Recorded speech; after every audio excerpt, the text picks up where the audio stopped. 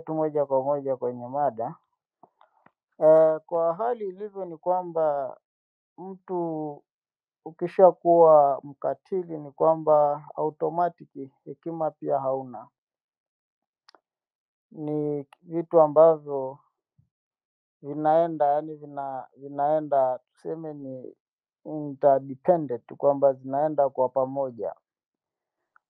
Huyu mama alivyokuwa amechukua hii nchi watu kidogo walisema watapumua, lakini hali ilikuja kuwa tofauti kidogo, kwa maana ya kwamba mambo yote ambayo yalikuwa yanatendeka kipindi cha mwenda zake ni kama ameridhi tu. Kwa hiyo slogan ya kazi iendelee, nafikiri kaendeleza yale yote ya mwenda zake, na ameenda mbali zaidi yeye mpaka akaingia na kuuza Tanzania, kwa maana ya kwamba kuuza rasilimali za Tanzania. Anyway, point yangu ni kwamba kuna vitu viwili tu ambavyo labda Watanzania wenyewe waamue kitu kimoja, kwamba waamue kutaka mabadiliko na kuungana na Chadema na kudai mabadiliko, au waamue kwamba hawataki mabadiliko na kuacha CCM waendelee kuitawala. Actually kuacha kikundi kidogo cha CCM kuendelea kutawala na kujinufaisha wenyewe, na kuacha nchi ikiwa maskini, ili hali bado hii nchi ndio inaongoza kwa Afrika Mashariki. Nafikiri ni ya pili ukitoa Kongo kwa rasilimali. Sasa ukijaribu pia kuangalia kwamba Afrika kwa rasilimali bado Tanzania iko vizuri, lakini bado watu wanaishi kwenye wimbi la umaskini. Na sitaki kuamini sana kwamba Watanzania kwa wakati huu milioni 60+, sitaki kuamini kwamba watu hawana elimu. Nafikiri kwa at least 30% basi itakuwa wameelimika, kama hawajaelimika wengi. Hiyo 30% kwa watu wangekuwa wana utilize vizuri hiyo elimu yao, nafikiri wangeleta mabadiliko. Lakini the worst part of it ni kwamba vijana ambao wako vyuo vikuu kwa sasa, sijui wanafundishwa nini. Wanafundishwa kuwa machawa badala ya kuwa watu wa kujitegemea kifikra, kiuchumi, na hata kutoa mchango katika jamii kwa mambo ambayo anaona kwamba sio sawa wala sio haki, lakini imegeuka. Kuna siku nilitweet kwamba kuna kampeni inaendelea vyuo vikuu kwamba wanafunzi wanajisajili sijui tukamsemee mama.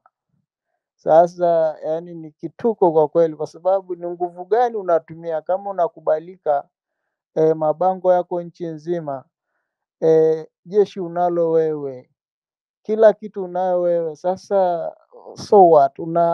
Unasemewa kwa lipi? Yani kwamba mtu anakuambia kwamba tumsemee mama kwamba labda amefanya maendeleo gani? Yani haina tofauti na mtu kwamba anakuambia mbona wakifanya mazuri uyasemi. Sasa kama amefanya mazuri na watu wanayaona, nikaseme kwa sababu gani wakati na amefanya? Kama amefanya si watu wanaona? Si natakiwa mtu useme vile ambavyo watu hawajafanya ili wafanye. Sasa wanataka usifiwe, yani usifie nini? Mimi sioni cha kusifia. Na ni kwamba hii nchi inatakiwa watu ambao wako committed. Na niwakumbushe tu Watanzania, Lissu hana cha kupoteza, Lema hana cha kupoteza, wala Heche hana cha kupoteza. Wale watu ni kwamba wanawapigania Watanzania. Nyinyi msipoamka kupigania nchi yenu na kujiunga na hao majemedari, ni kwamba mtabaki kama mlivyo. Those guys they had nothing to lose. Wale watu ni kwamba wanapigania tu haki zenu, sio kwamba wana interest yoyote na uongozi. Hebu imagine mtu kashakuwa mbunge leo, kwamba Lissu alipigwa risasi angerudi Tanzania na akajiunga na CCM, pengine uchaguzi ungepita angepewa waziri mkuu, lakini hana hiyo interest. Yeye anachotaka ni usawa. Watanzania pia ambacho hawaelewi ni kwamba wao yaani kuna narrative tu ambayo imejengwa, propaganda za hofu, yaani kwamba CCM tu ndio chama. No, Chadema hawataki kuingia Ikulu pasipo haki.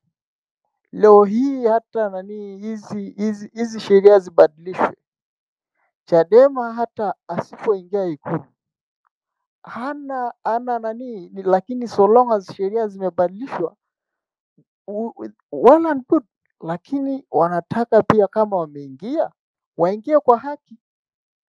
Sasa yaani juzi ndio naona eti watu wamesaini, sijui wamesaini nini. Ukisoma hiyo sheria ni kwamba hata mtoto ambaye anasoma mwaka wa kwanza sheria ile sheria ni kwamba yaani sio sheria ile. Mi sielewi kwamba watu walikuwa wanasaini. Sasa unaambiwa ukasaini, yaani ukasaini maadili yenyewe. Anayeongoza nchi hana maadili. Mtu anauza bandari, mbuga za wanyama, hiyo ni maadili gani? Mtu anakuja anaingilia uchaguzi sijui wa serikali za mitaa, 90% wameshinda. Ni maadili gani? Watu wanainguliwa. Hiyo sasa unaenda kusaini maadili gani pale? That's nonsense.